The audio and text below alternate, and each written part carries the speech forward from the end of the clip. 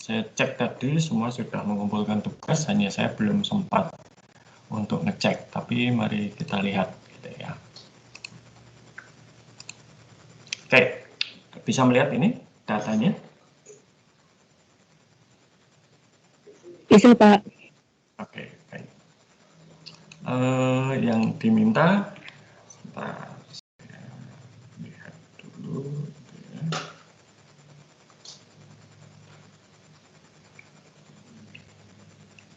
Yang diminta itu adalah ini kan, identifikasi yang ada ya, variabel dependent dan independennya yang mana. Oke, ini kalau dari sini variabel dependentnya yang mana kira-kira?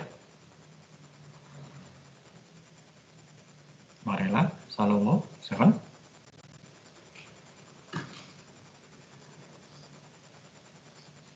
Kalau menurut saya laba, Pak. Laba. Oke. Kenapa? Karena dipengaruhi oleh variabel lain.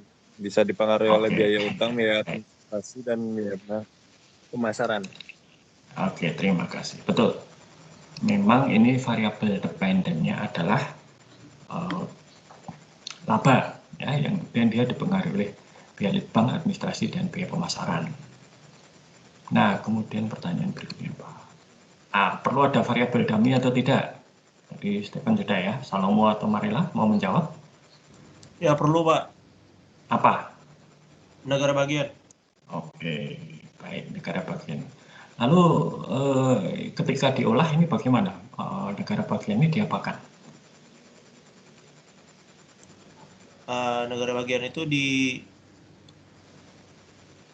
dirubah, Pak. Yang misalnya ini olok sendiri dirubah value menjadi 1, lalu untuk menjadi 0. Oke, baik ya, betul, memang seperti itu. Oke, kalian sudah paham ya. Jadi ini kemudian nanti ini tinggal di regress ya, hasil dengan ini sebagai laba, ini sebagai variabel dependent, dan yang ini sebagai variabel independen. Yang berpengaruh terhadap laba apa jadinya, Marela? Kalau hasilmu? Dari hasil yang saya dapat itu semuanya berpengaruh terhadap laba, Pak. Yang paling signifikan yang mana?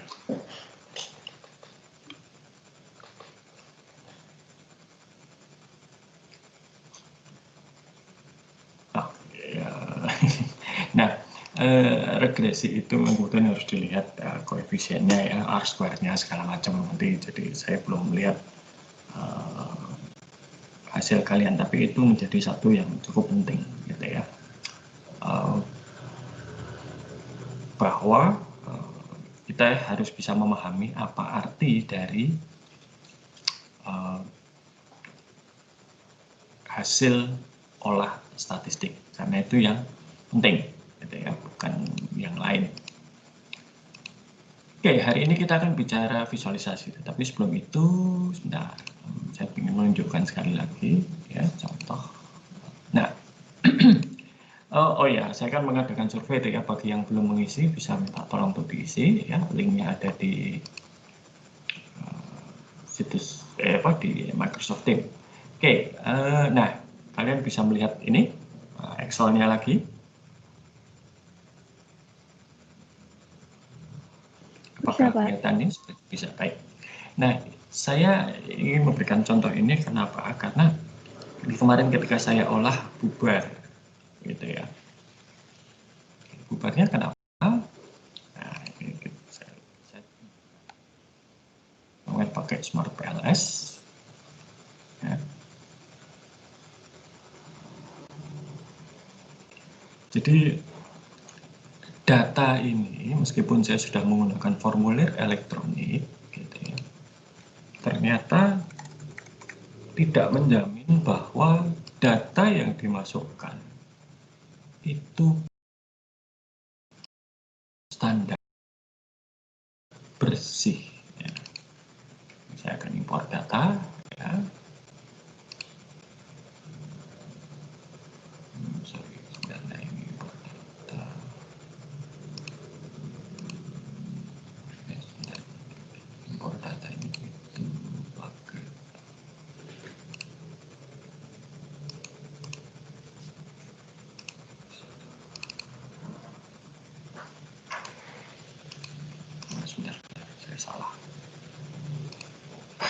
ini harusnya disimpan sebagai CSV.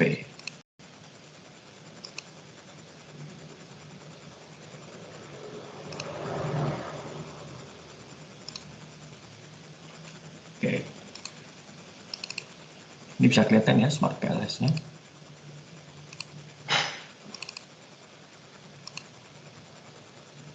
Nah, ketika diimport, ini banyak sekali errornya seperti ini, ya. Sehingga ini gagal untuk diimport datanya. Kenapa? Ini banyak data yang tidak bersih. Padahal ini hanya ada 83 item. 83 baris data, jadi tidak banyak. Nah, apa saja yang tidak bersih ini langsung bisa kelihatan di sini sebetulnya. Ya. Yang lain karena datanya itu seharusnya adalah teks. Di sini ada, angka ya. Di sini ada teks. Itu kata-kata tahun, makanya harus dibersihkan. Untungnya hanya ini saja, makanya kemudian saya bisa dibersihkan dengan cara diganti 18. Gitu kan. Ini 2000 ini mungkin maksudnya 20 ya. Kalau tidak bisa dikosongkan ini kalau ragu-ragu, tapi ini saya duga ya, ini juga 18 ya, ini yang mengganggu data ini untuk nah, ada lagi ini misalnya tahun masuk ini 2020 gitu ya. Nah ini contoh data-data yang tidak bersih, gitu ya. Data yang perlu untuk dibersihkan. Ini baru 84 responden. Bayangkan kalau itu ribuan, ya. Maka perlu alat khusus untuk itu. Ya, oke.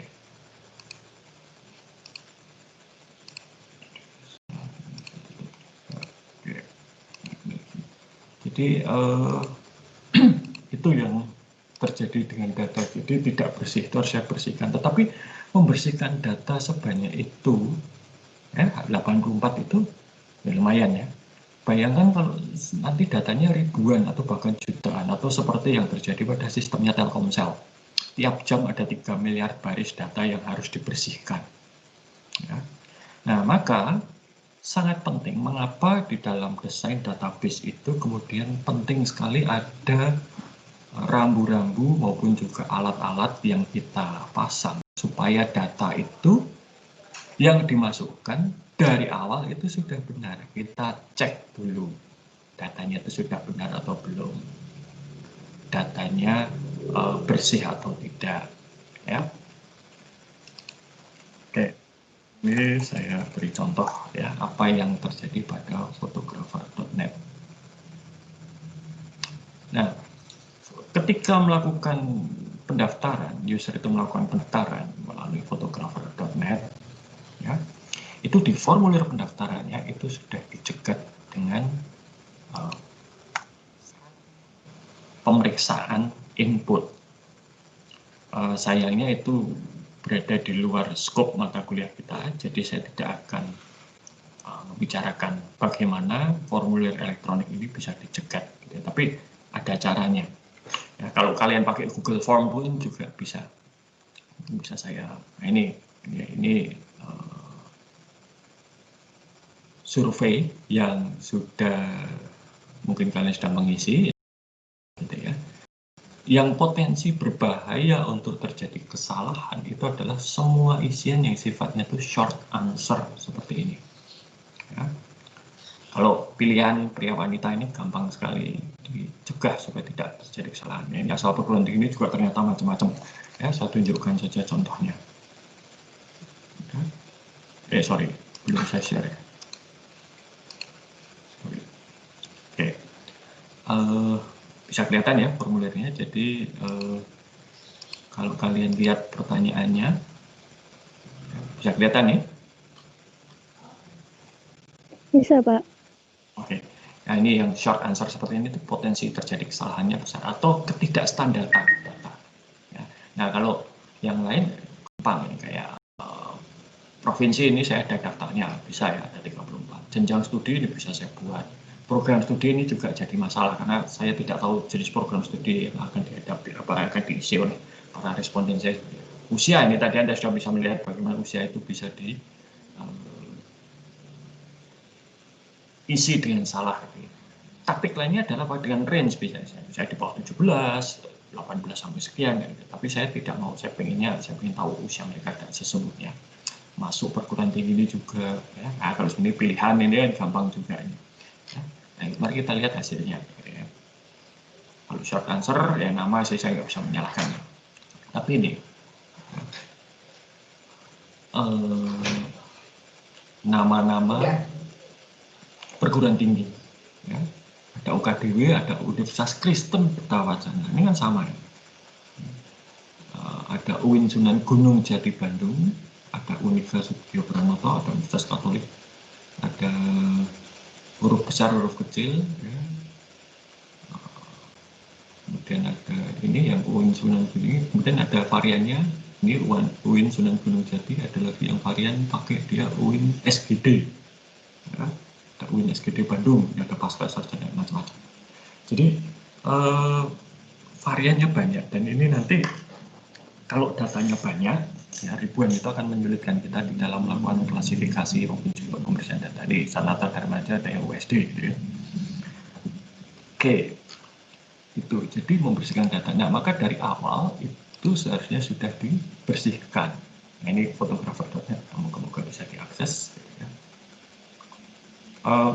Jadi dari awal ketika kita membuat alat input data untuk memasukkan data ke dalam tabel-tabel database, itu di dalam alat input itu sudah harus dibuat mekanisme untuk melakukan verifikasi dan validasi data untuk membantu user.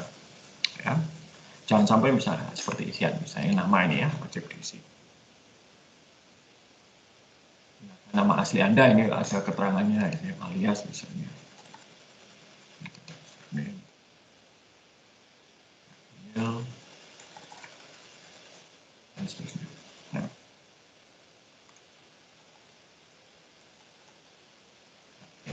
Ya, robot. Ini memeriksa apakah kita robot atau bukan. Ya. Nah, Anda lihat, oh ini yang baru ini. Ya, di sini tidak ada validasi data. Saya coba register. Jadi, oh sorry. Nah, nutrisi semua akan aktif ya, tombol registering coba. Nah, di sini sebelum formulir ini dikirim ke dalam tabel database, aplikasi itu ngecek seperti ini contohnya kurang add. Nah,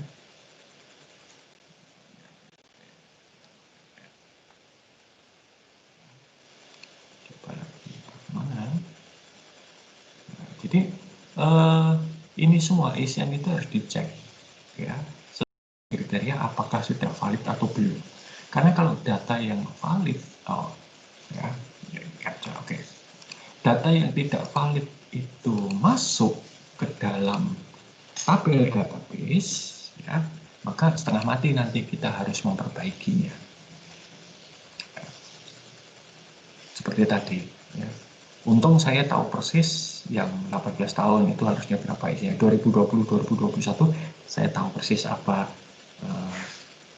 yang benar. Gitu. Bagaimana kalau saya tidak tahu dan itu merupakan sistem lain dan saya harus membersihkan data itu. Nah itu akan menjadi permasalahan.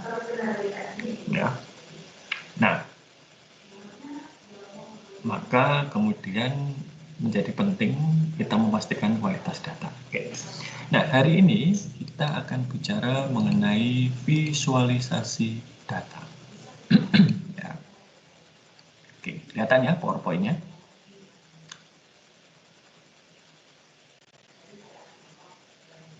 Bisa melihat slide PowerPoint yang saya tampilkan?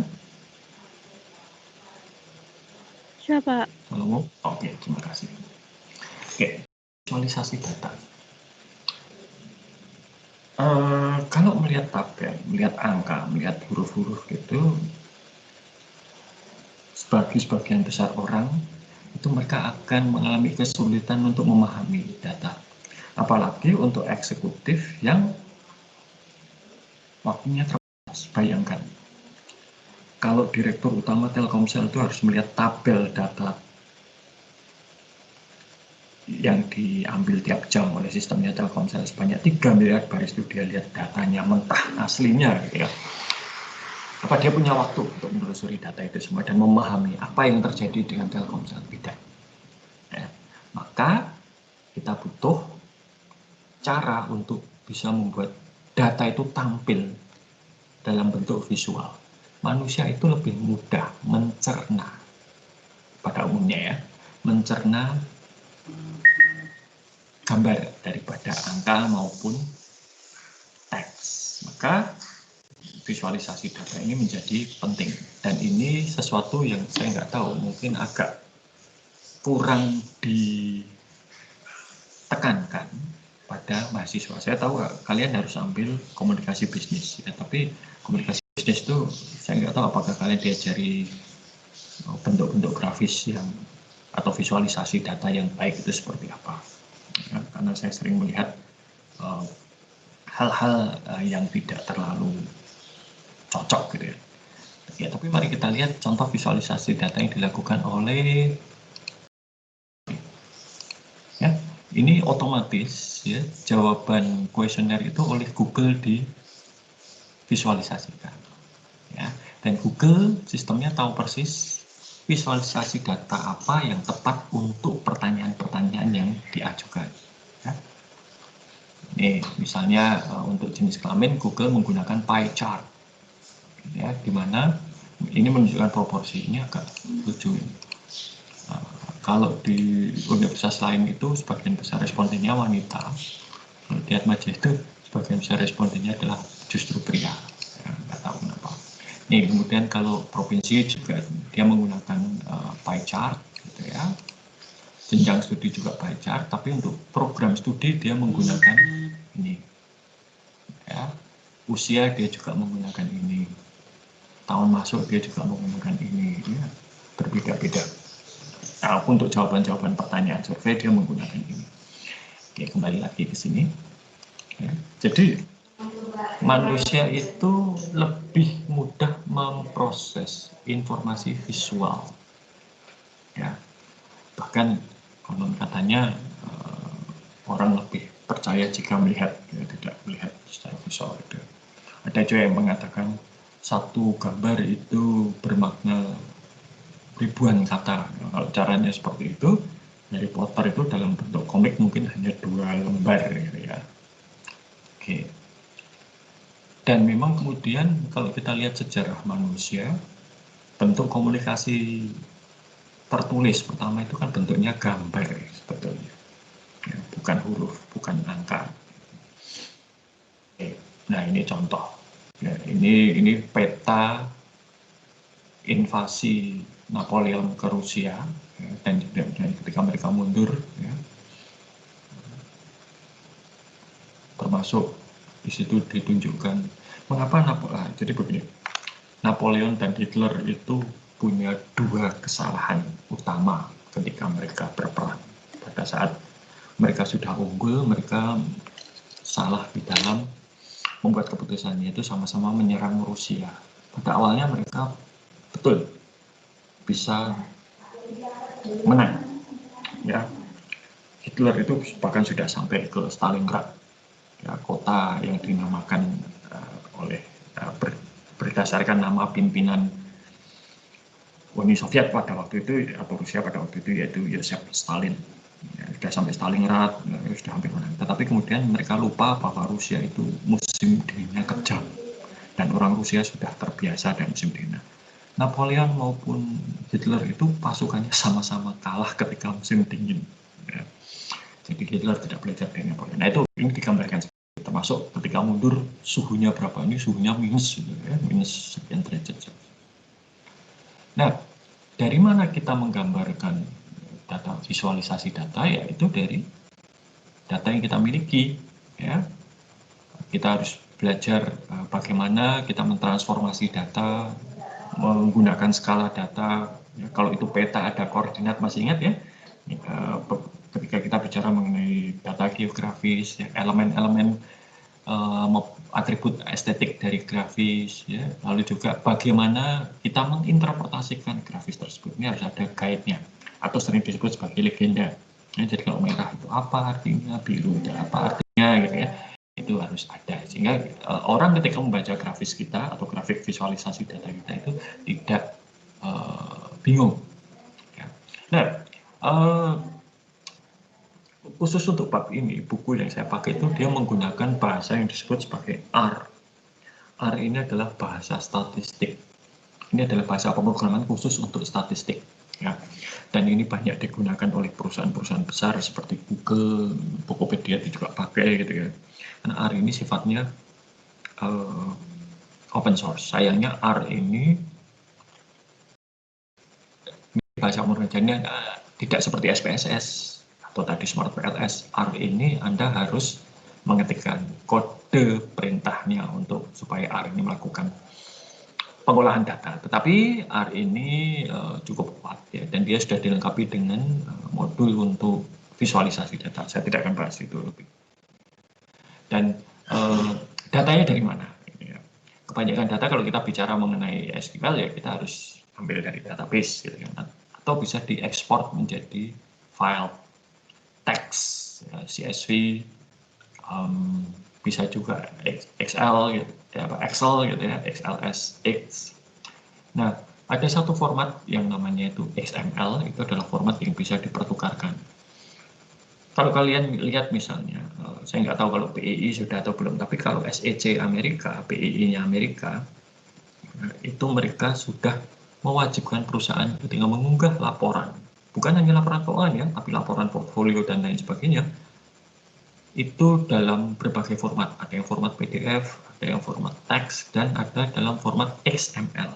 Kalau XML ini dia bisa diambil dan diolah dengan berbagai macam aplikasi. Excel itu mengenal XML, MySQL itu mengenal XML, dan seterusnya. Bagaimana ini perintah-perintah dalam R gitu ya, untuk mengubah itu menjadi seperti grafik ini misalnya ya. Ini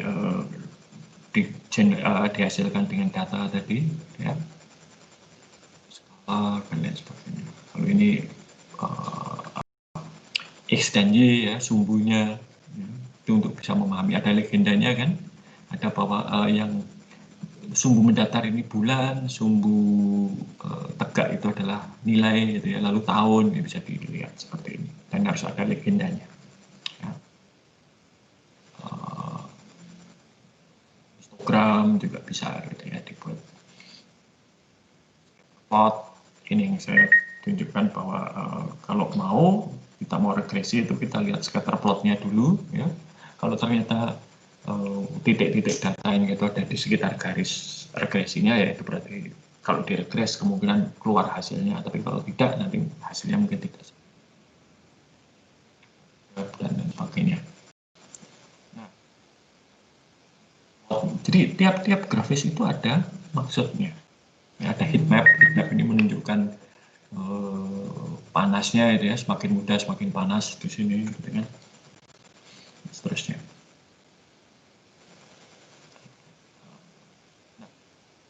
Satu grafis yang sering digunakan itu adalah yang namanya dashboard ya. Dashboard API ya, seperti ini misalnya contoh. Nah, jadi dashboard itu seperti ini. Nah, tadi yang saya ceritakan, data dari sistemnya Telkomsel tiap jam diambil sebanyak minimal ya sekitar 3 miliar baris data diolah, muncul ke hadapan direktur utama Telkomsel itu dalam bentuk seperti ini. Ya, ada grafis. Ini persis seperti dashboard motor atau mobil. Dengan melihat sekilas saja Anda bisa tahu apa yang terjadi. Ya, seperti ini misalnya. Oh, ini tingkat kepuasannya 77. Berarti masih aman. Ada dashboard yang lain misalnya yang ini. Ya.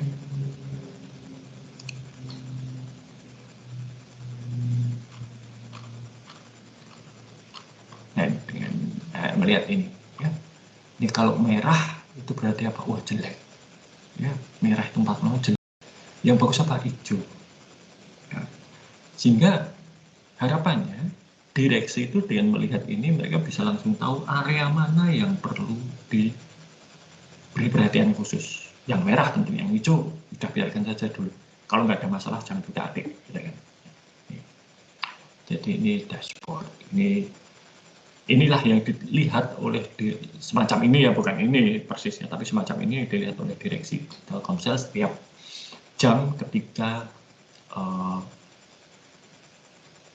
sistem mereka mengambil data sebanyak 3 miliar, mengolah dan menyajikan. Lalu juga yang namanya kemarin ya terkait dengan ini kita bisa melihat berbagai macam grafik. Ini ada satu contoh yang bagus namanya Visual Cinnamon. Ya. Saya lupa ini siapa pembuatnya, tapi dia ini spesialisasi membuat visualisasi data. Dan visualisasi data itu tidak terbatas pada pie chart, bar chart, scatter plot, dan lain sebagainya. Tidak, macam-macam. Kita bisa melihat bagus-bagus gitu ya. Kita contoh misalnya ini musik, dia punya ini visualisasi seperti ini. Ya. Ini terkait dengan frekuensi dari lagu. Nah, frekuensi lagu bisa divisualisasikan seperti batang pohon. Yang lain lagi misalnya ini kita lihat pekerjaan dia.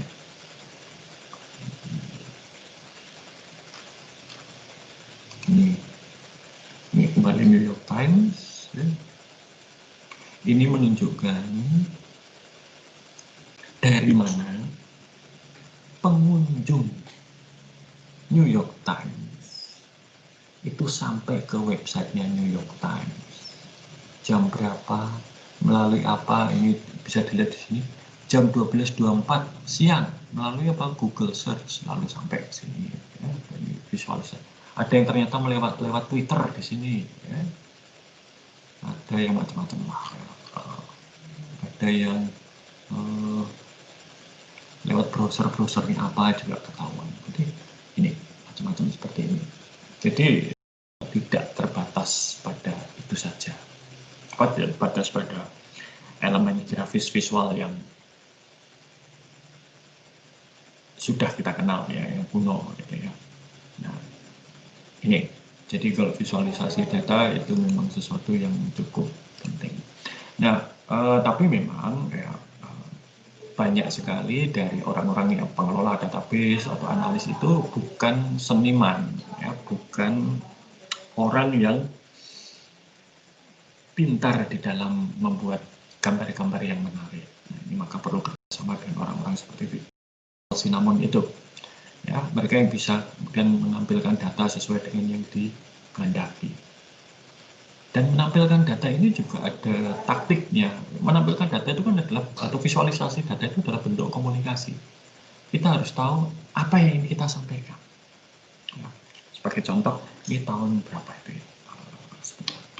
Tahun 2010. Nah, tahun 2010 itu sudah 10 tahun yang lalu ternyata ya. Prodi kita itu reakreditasi. Ya. Pada waktu itu, salah satu masalah yang dihadapi oleh prodi akuntansi adalah ada pada SDM.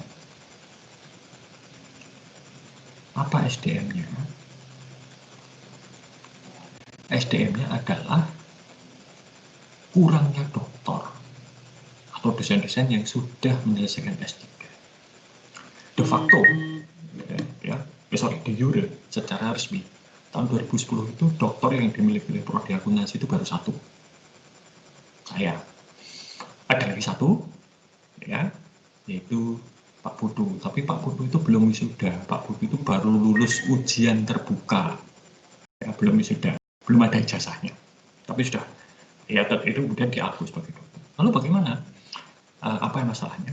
Kan dalam dokumen akreditasi itu prodi itu harus menunjukkan, prodi kita harus menunjukkan kemajuan. Ya. Jadi tahun 2005 ketika akreditasi sebelumnya, itu apa kondisinya, sekarang apa kondisinya, bagaimana kondisinya. Bisa ditunjukkan adanya progres. Nah, dulu ya doktornya 0 tahun 2005 itu. Tahun 2010 sudah punya 2. Nah, ini kalau ditunjukkan dari 0 ke 2 itu kan jelek sekali. Ya. Dosen akuntansi itu lebih dari 20, masuk dokternya hanya 2 dalam waktu 5 tahun. Itu jelek sekali. Maka kemudian diakali, caranya dengan indeks. Ya. Dengan indeks kelihatan dan bagus. Nah, hal-hal seperti itu. Ya, jadi kita bisa menampilkan data dengan baik, kita bisa juga menyembunyikan data yang jelek itu dengan visualisasi, tergantung apa yang kita inginkan. Kita juga perlu tahu audiens kita bagaimana. Sebentar. Dulu tahun berapa deh? Tahun 97. Nah, tahun 97 itu belum banyak grafis-grafis gitu ya. Nah, teman saya anak manajemen itu skripsi marketing dan dia baru belajar bagaimana membuat grafis seperti ini yang 3 dimensi seperti yang sebentar. Saya share ya. Ini ya, grafis seperti ini, dia belajar itu dan dia gunakan itu di skripsinya. Nah, ketika ujian ya lulus gitu ya, tapi pengujinya mengatakan ini grafisnya aja yang kayak gini dong, kalau pie chart tuh ya pie chart biasa saja, lingkaran 2 dimensi, tidak usah 3 dimensi, apalagi diberdirikan dan dipecah-pecah seperti ini, tidak profesional dia mengatakan begitu. Ya tapi itu tahun 97 itu sudah 20 tahun yang lalu lebih ya. Sekarang kalau tidak seperti ini itu justru yang tidak profesional ya. Nah, maka perlu dipahami itu ya, perlu diketahui siapa audiensnya. Oke, sampai di sini mungkin ada pertanyaan. Silakan kalau ada pertanyaan mengenai visualisasi data. Saya tidak banyak menyinggung karena ini biasanya tidak banyak ya ada ya, tapi tidak banyak mahasiswa akuntansi itu yang pintar untuk membuat elemen-elemen visual yang bagus ya. Kalaupun ada ya itu syukur ya bagus ya, tapi juga tentunya ini bukan tuntutan. Biasanya di dalam pembuatan laporan, analisa data dan visualisasi data itu adalah kerja kelompok. Harus ada orang yang pintar mengolah data, harus ada orang pintar menangani data, tapi juga ada yang pintar untuk membuat visualisasi data ya. Maka perlu ada seniman grafis. Oke, ditanyakan dulu mengenai visualisasi data ini. Salomo, Stephen, Marela. Belum, Pak. Oke, Salomo, ada yang mau ditanyakan? Belum, Pak. Belum. Oke, Stephen? Ya. Gimana? Belum? Oke. Nah, saya sudah meninggalkan tugas, gitu ya. Ini visualisasi data, ya, sudah. Sebentar, saya share. Jadi ini Anda itu nanti ada data, ya. Datanya itu adalah data perdagangan saham PT XYZ, katakanlah, ya. Nanti ada di file Excel. Anda dibuat analisa dan visualisasi data dalam bentuk presentasi guna meyakinkan calon investor untuk menginvestasikan uangnya dengan cara membeli saham PT XYZ. Nah, inilah datanya. Ya. Jadi ada tanggal perdagangan, ya. Kemudian ada harga pembukaan pada tanggal tersebut, harga tertinggi pada tanggal tersebut, harga terendah pada tanggal tersebut, harga penutupan pada tanggal tersebut, ya, dan volume perdagangan, berapa lembar saham yang diperdagangkan pada tanggal tersebut. Ini ada sampai dari 11 Mei tahun 2017 sampai dengan 4 Januari tahun 2010, 7 tahun, hampir 7 tahun datanya. Lebih dari 7 tahun. Sorry. Nah, ini ada data seperti ini. Nah, Anda diminta untuk menampilkan secara visual, ya, guna meyakinkan investor, silahkan untuk invest dengan cara membeli saham ini. Pura-puranya Anda adalah seorang pialang yang berusaha untuk menawarkan pada klien Anda untuk membeli saham ini. Ya, ini. Jadi ini PR Anda. Ya. Anda boleh melakukan apapun yang Anda anggap perlu dan relevan pada data ini. Mau dibuat grafik apapun, silahkan. Mau menambahkan analisa statistik, monggo. Ya.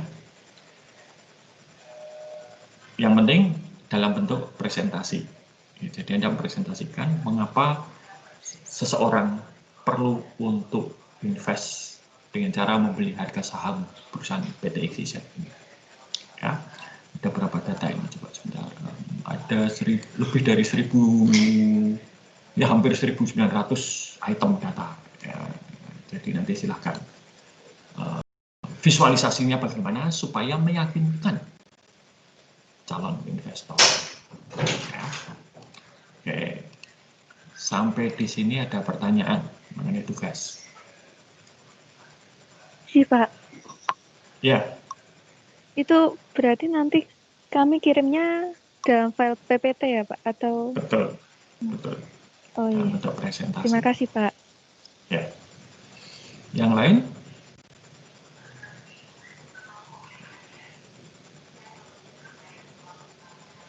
Tidak ada?